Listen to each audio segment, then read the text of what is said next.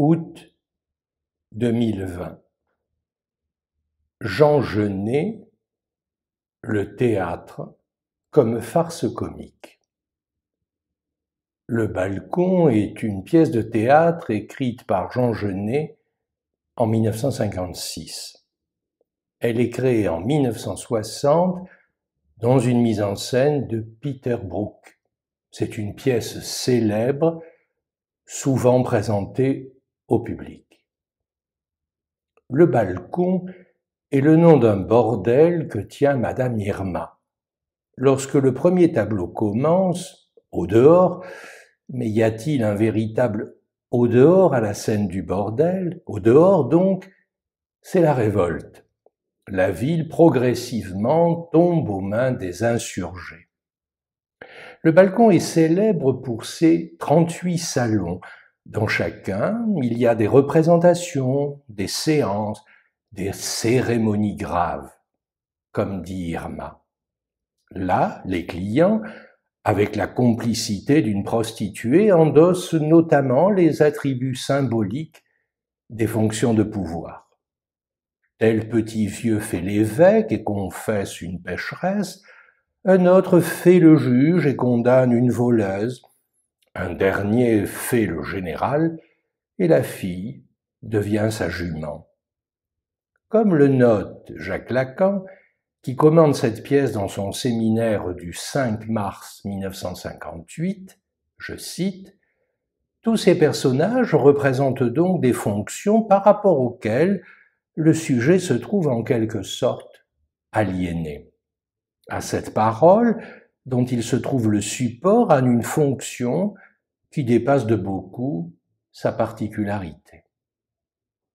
Ces rôles tenus ont une fonction emblématique. Lacan pose cette question: qu'est-ce que cela peut bien être que de jouir de son état d'évêque, de juge ou de général? Assurément, ces petits vieux au bordel nous donnent une réponse. Jouir de son état procède d'une érotisation du rapport symbolique. Pour que le client jouisse de son état d'évêque, de juge ou de général, il lui faut établir une position strictement calculée, inséparable d'une partenaire complice qui sera de fait sa répondante. Voilà le rituel qui doit s'effectuer strictement. Je n'accorde pas qu'on blague, en effet. Un éclat de rire ou même un sourire font tout par terre. S'il y a sourire, il y a doute. Les clients veulent des cérémonies graves, avec soupir. Ma maison est un lieu sévère, rappelle fermement Irma à l'une de ses filles. Sans la complice qui respecte le rituel liturgique, tout s'écroule. Le Balcon est la maison des illusions, et y règne comme il se doit la glorification de l'image, que je n'ai écrit avec un I majuscule, et du reflet, où il l'écrit aussi avec un R majuscule. La fin de la scène montre le petit vieux se coller devant le miroir. Écoutons ce qu'il lui dit. Pour devenir évêque, il eût fallu que je m'acharne à ne l'être pas, mais à faire ce qui m'y eût conduit.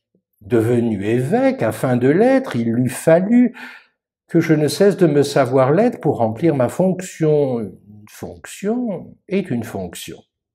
Or, évêque, c'est un mode d'être, c'est une charge, un fardeau, mitre, dentelle, tissu d'or et de verroterie, génuflexion. Te l'ai-je bien dit, miroir, image dorée, ornée comme une boîte de cigares mexicains? Et je veux être évêque dans la solitude, pour la seule apparence, et pour détruire toute fonction. Je veux apporter le scandale et te trousser, putain, putasse, pétasse et poufiasse.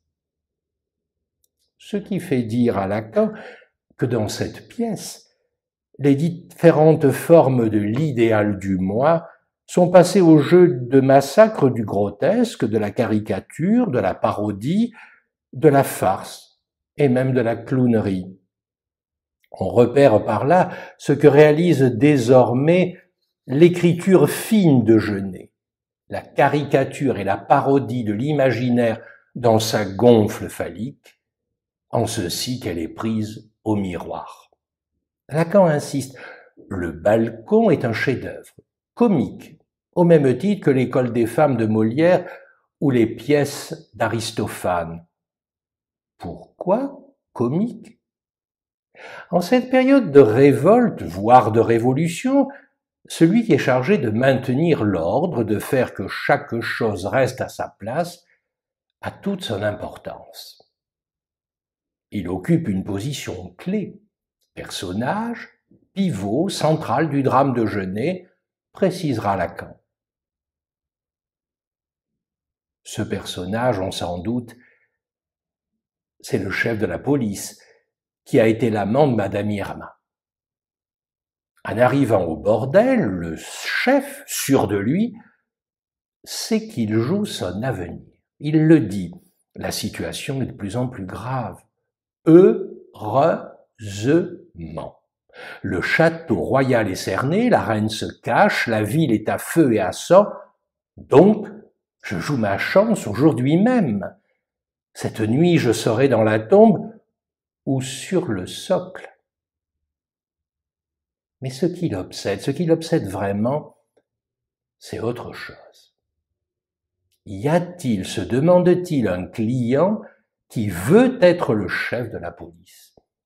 Y a-t-il la mise en scène de ce simulacre-là? Les temps ne sont pas arrivés, lui répond Irma. Votre fonction n'a pas la noblesse suffisante pour proposer aux rêveurs une image qui les consolerait. Non, il faut en prendre votre parti. Votre image n'accède pas encore aux liturgies du boxon. Autrement dit, l'état de chef de la police n'est pas un état dont on puisse jouir à l'endosser imaginairement dans l'un des 38 salons. Le chef de la police ne se résout pas à cette absence. Il éclate. Les jeux du bordel sont d'abord des jeux de glace. Personne encore, mais j'obligerai mon image à se détacher de moi, à pénétrer, à forcer les salons, à se réfléchir, à se multiplier. Irma, ma fonction me pèse. Ici, elle m'apparaîtra devant le soleil terrible du plaisir et de la mort. Cependant, au dehors, les fonctions du pouvoir s'écroulent. La reine et tous les dignitaires ont péri, plus d'évêques, de juges, de généraux. Le chef de la police enfin triomphe. Par un tour de passe-passe, il reprend la situation en main et le pouvoir absolu est désormais à lui. Il sera dictateur. C'est une image vraie, née d'un spectacle fou, écrit Genet. Et Madame Irma est devenue, on s'en doute, la reine. Le chef victorieux arrive et fait part aux nouveaux dignitaires des différents projets d'image qui doivent le représenter au boxon. Il faut trouver l'habit codé, ritualisé, du chef de la police devenu le héros, car c'est cette image, dit-il, qui doit hanter les hommes. Messieurs, poursuit-il, on m'a conseillé d'apparaître sous la forme d'un phallus géant, d'un chibre de taille. Voilà, le chef de la police qui a son image, son uniforme. Au bordel, il n'y a plus qu'à attendre qu'un client demande à vouloir enfin l'endosser. D'ailleurs, précise-t-il, à une soudaine faiblesse de mes muscles, je saurai que mon image s'échappe de moi et va hanter les hommes. Alors ma fin visible sera prochaine. Sur ce, arrive une fille qui annonce la nouvelle, la bonne nouvelle. Roger, l'un des chefs de la Révolution, plombier de son état, vient d'arriver au balcon et a demandé à être le chef de la police. Messieurs, j'appartiens à la nomenclature, clame le chef de la police. Triomphant, on s'en doute. Émotion générale, striction de la gorge, nous sommes au bout de nos peines, comme le précise Lacan. Pas tout à fait. Pourquoi? Dans l'un des salons, qui a pour nom le mausolée, la prostituée de service joue son rôle. La vérité, dit-elle à Roger, que vous êtes mort, ou plutôt que vous n'arrêtez pas de mourir et que votre image, comme votre nom, se répercute à l'infini. Mais voilà, Roger n'est pas un client comme les petits vieux, les habitués et spécialistes des rituels. Lui, il hurle, se déchaîne. Écoutons-le. Là-bas? Non, plus rien. Ici non plus d'ailleurs. Et dehors, dans ce que tu nommes la vie, tout a flanché. Aucune vérité n'était possible. La fille est effrayée. Partez, allez-vous-en, vite, Roger. Si le bordel existe et si j'ai le droit d'y venir, j'ai le droit d'y conduire le personnage que j'ai choisi jusqu'à la pointe de son destin, non, du mien, de confondre son destin avec le mien. Voilà ce que Roger répond enflammé à la prostituée qui veut que ce jeu-là s'arrête bien vite, car elle repère que ce n'est pas le jeu comme d'habitude. À ce moment, Roger, qui porte de fait l'habit du chef de la police, donc un phallus géant en caoutchouc, commet l'acte suivant. Il se châtre avec son couteau.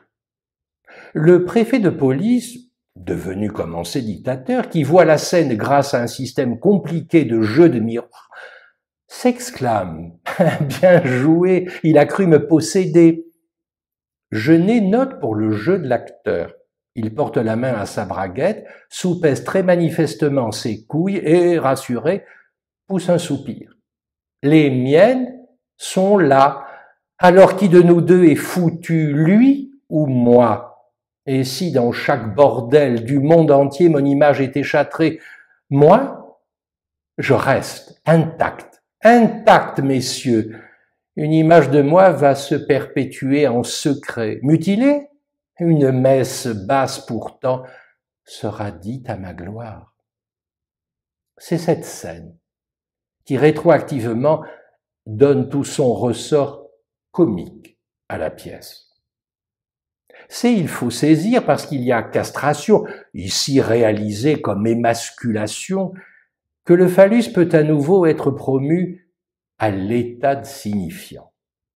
Il y a dégonflement de fait de l'artefact phallique, vidage de l'image narcissique phallicisée. Le chef de la police n'a plus qu'à disparaître. Aussi il se met à hurler « Vous m'avez vu? Là, tout à l'heure, plus grand que grand, plus fort que fort, plus mort que mort. Mais alors je n'ai plus rien à faire avec vous. » Et il ira s'emmurer vivant au cœur du mausolée, tombeau à sa gloire rendue éternelle. Écoutons-le, j'ai gagné le droit d'aller m'asseoir et d'attendre 2000 ans. Vous, regardez-moi vivre et mourir.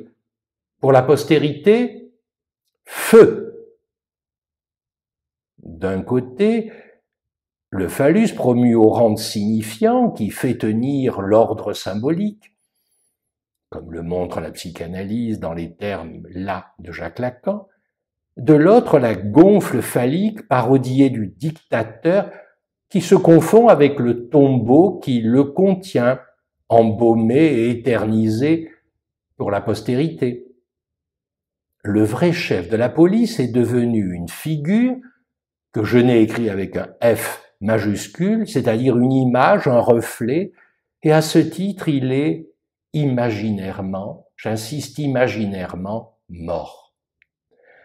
Ce n'est pas pour rien que dans cet acte de la castration au sens vétérinaire, certes ici imaginarisé, j'insiste, comme coupure de l'organe viril, Lacan pointe l'instance du nom du père, en tant qu'elle crée ex nihilo le signifiant. Il explique le terme du père et ce signifiant par quoi le signifiant lui-même est posé comme tel. Et c'est pour cela que le père est essentiellement créateur, je dirais même créateur absolu, celui qui crée avec rien. Ce père-là, c'est le père qui nomme. Et le comique surgit. C'est lorsque le phallus apparaît sur scène qu'il y a comique. Mais il ne peut apparaître qu'en tant que signifié, c'est-à-dire, précise Lacan, qu'en tant qu'il recueille, qu'il assume, qu'il jouit de la relation à un fait qui est fondamentalement dans un certain rapport avec le signifiant. Dans son séminaire du 11 mars 1975, Lacan dira « Dès que vous parlez de quelque chose qui a rapport au phallus, c'est le comique.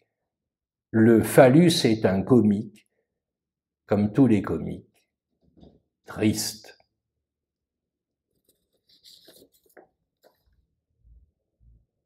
Un mot de conclusion.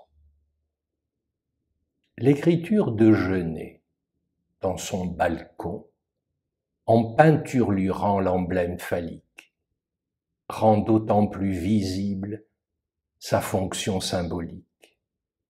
Marque où le logos se conjoint à l'avènement du désir, selon l'expression plutôt baroque, mais fort juste, de Jacques Lacan.